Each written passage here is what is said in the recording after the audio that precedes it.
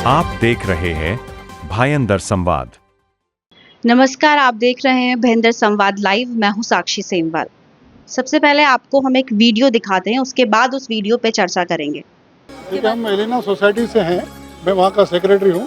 मैं आप लोगों के माध्यम से श्री नरेंद्र मेहता जी का लाख लाख शुक्रिया धन्यवाद देना चाहता हूँ, क्योंकि 7/12 के लिए आज हमें बहुत जल्दी जो भी पेपर वाला जमा करने के बाद बहुत जल्दी उन्होंने काम करवा के दिया है और उसका हम लोग एहसानमंद हैं। देखिए, ये चीज़ ऐसी है कि बहुत लोग अब कई दिनों से परेशान हैं और लोगों को गाइडलाइन नहीं मिलती थी, लेकिन उन्होंने प्रॉपर गाइडलाइन के थ्रू मीटिंग बुलवा करके पेपर अपना सबमिट करवा करके इन्होंने बहुत जल्दी में जल्दी लगभग 1 महीने के अंदर ही इन्होंने काम करवा के दिया है। उसके लिए हाँ, मैं वहाँ पे गया था, कैंप के थ्रू था। इन्होंने अपने हिसाब से जितना हो सका उन्होंने मदद की हमारी और उन्होंने करवा के दिया, इसके लिए उनका धन्यवाद करना चाहता हूँ। हम तो 1.5-2 साल से कर रहे थे, हमारा 2 साल हो गया करके, लगभग 1.5 साल से कोशिश कर रहे थे, पर इनका फ़ोन हमको मिला, हमको जानकारी मिली तो हमने उसका लगभग फ़ायदा उठाया और वहाँ पर गए थे कैंप में और अपना पेपर वर्क सबमिट करने के बाद इन्होंने जल्दी में जल्दी इन्होंने 7/12 करवा के हमको करके दिया। उसके लिए हम इसके लिए शुक्रगुजार हैं। नहीं, कोई चार्जेस नहीं, इन्होंने फ्री करके दिया सर, और प्रॉपर गाइडलाइन के साथ में करके दिया। इब्राहिम टावर उत्तर नाका, हम लोग वहाँ से आए हैं। 4 साल से हम लोग अपना पीछे पड़े थे, अपना एजेंट लोग के कोई किया नहीं, लेकिन सर के पास में हम लोग जब वीडियो देखे तो सर के पास गए तो सर ने हमारे पेपर जमा करके और हमें 1 महीने के अंदर यानी करके दे दिया 7/12 बगैर पैसे के। जो 4 साल से हम लोग प्रोसेस में ही थे, बट हमको 7/12 का नाम तो उधर हम लोग गए थे, बट हम लोगों ने तभी बताया था कि अभी तक तुम्हारा ईस्ट इंडिया का नाम है तो तुम पहला पैसा भरो, तो हम लोग वेट कर रहे थे।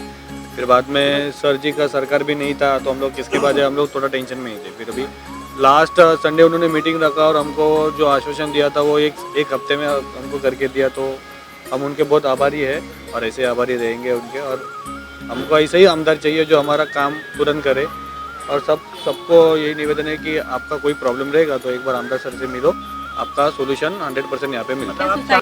एजन्सी सोसायटीकडून आम्ही आलो होतो, आम्ही कॅम्पमध्ये पण गेलो होतो आणि खरोखरच नरेंद्र मेहता साहेब आमदार यांचे मानावे तितके आभार कमी आहेत आणि त्यांच्यामुळेच हे मला वाटतं आता 7/12चे काम जे सक्सेस झाले। भरपूर सोसायटी अशा होत्या की इकडे तिकडे फिरत होत्या पण त्यांना मार्ग मिळत नव्हता।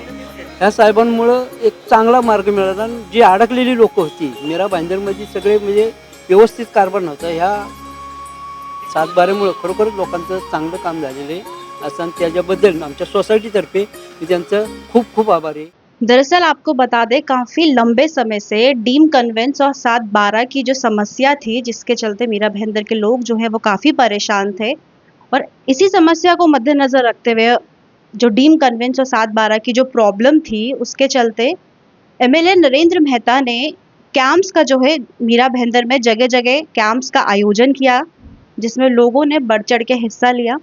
अपनी प्रॉब्लम्स जो थी, जो जितनी भी उनकी परेशानियां थी, उन्होंने वहाँ पे आके कही, और उसके साथ ही साथ जो नरेंद्र मेहता जी हैं उन्होंने उनकी प्रॉब्लम से कंसर्न जो कमिश्नर्स थे, जो तहसीलदार थे, उन लोगों से बात की और उनका जो समस्या था उसको समाधान जो है उन्हें तुरंत दिया, जिसके चलते लोग तो काफ़ी खुश नज़र आ रहे थे। लेकिन ऐसे में कहीं ना कहीं जो एक्स एमएलसी नेता और कांग्रेस के वरिष्ठ नेता मुजफ्फर हुसैन साहब है, वो पूरे इस जो मामला था उसमें नाखुश जो है नज़र आए।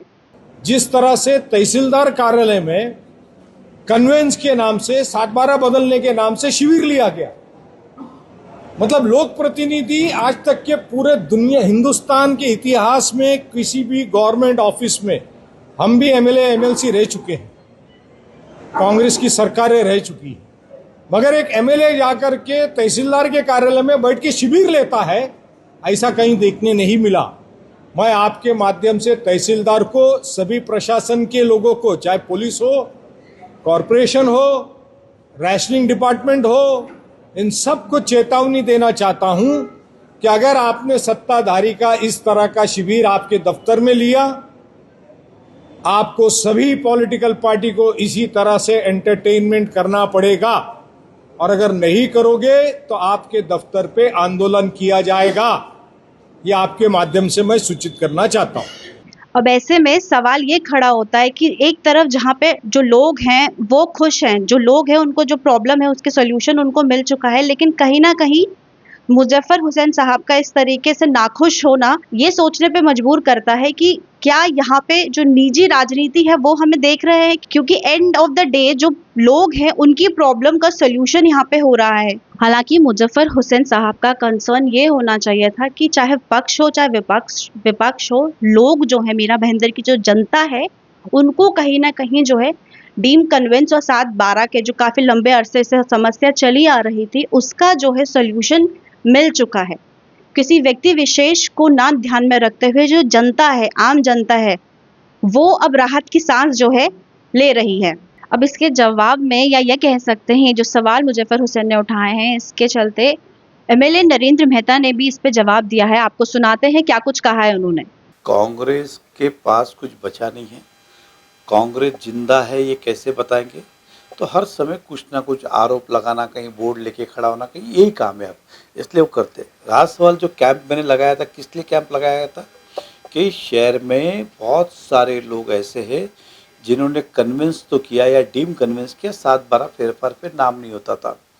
अब वो मेरे कार्यालय आए, मैं तहसीलदार को बोलूँ, तहसीलदार फिर किसी को बोले, वो बोले हमारा एक एजेंट है।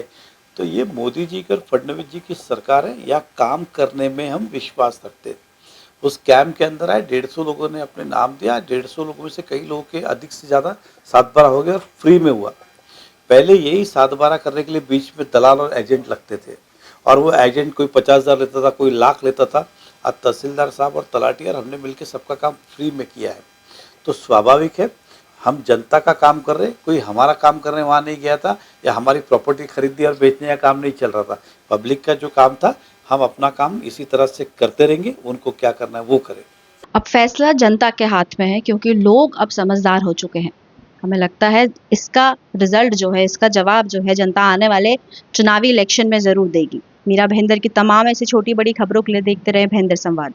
मीरा भाईंदर से जुड़ी खबरों को जानने के लिए आप हमारे चैनल को लाइक, शेयर और सब्सक्राइब करें। आप देख रहे हैं भाईंदर संवाद।